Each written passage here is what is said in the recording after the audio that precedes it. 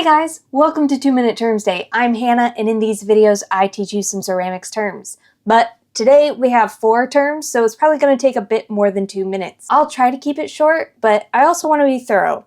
You clicked on the video, you know how I did. Today we are talking about wedging and the 3 main types, which are spiral wedging, ram's head wedging, and cut wedging. Wedging is the process of mixing clay by hand to remove air bubbles and make the clay homogeneous, or mixed the same throughout. Some people say that wedging is like kneading the clay, but I actually hate this analogy because the processes are very different, and if you treat your clay the same way you would treat dough, you can actually do the opposite of what you're trying to do by wedging. In kneading dough, you stretch it out and fold it over on itself. But if you stretch out clay, you're going to start to dry it out. And if you fold it over on itself, you're going to trap air bubbles. So when wedging, you want to keep the clay compact and you never want to fold it. Instead, you compress it in on itself and that forces air bubbles out. Making your clay homogeneous is important for getting a consistent texture and working properties throughout.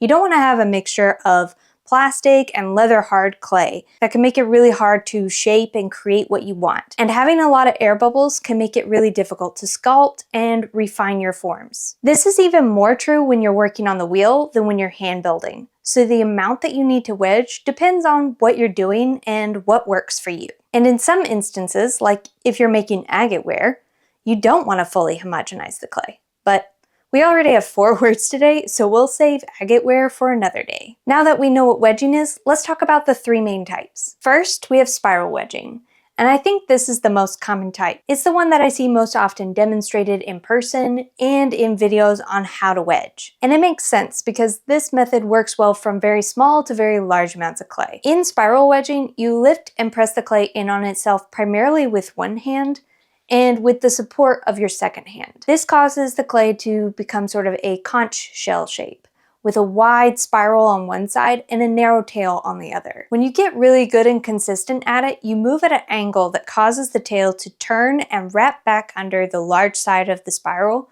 creating a continuous loop. Getting to this point is really satisfying, but it may not happen for you right away or if your clay is a bit dry. But that doesn't automatically mean that you're doing anything wrong.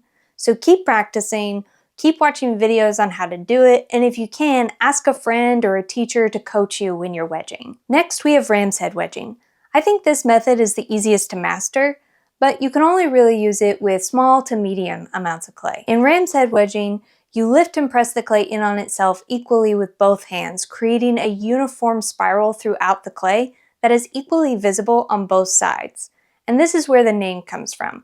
The clay loosely looks like a ram's head with the 2 spirals representing the ram's horns. And lastly, we have cut wedging. I think cut wedging is the least common type. I've also heard it called slam wedging and similar names. I first learned about this method from a video on how to wedge very large amounts of clay for throwing pots that weigh way over 25 pounds. But this method was my saving grace until I could figure out and master spiral and ram's head wedging. So this method doesn't work well for small amounts of clay, but is great for medium to as much as you can lift amounts of clay. This method is called cut or slam wedging because that's exactly what you do. You work your clay into sort of a brick shape, cut it in half, and then slam one half on the other. Then you repeat that process, working the clay back into a brick, cutting it in half, and slamming one half on the other. As you do this, you keep track of your layers, making sure that your clay gets stacked the same way every time, so that the layers are all horizontal, all stacked together, kind of like pancakes. This has an exponential effect on the number of layers because each time you cut and stack it, you're doubling the number of layers. You might think layering the clay like this would trap air bubbles like folding, but because the clay is open on all sides, the air is able to escape. And I think slamming the clay together helps push the air out. And that's the 3 main types of wedging. If you want to learn more about how to wedge, you can watch my video on that right here. Here's the full playlist of the 2-Minute Terms Day videos, and you can hit that subscribe so you don't miss my next video. See you next time!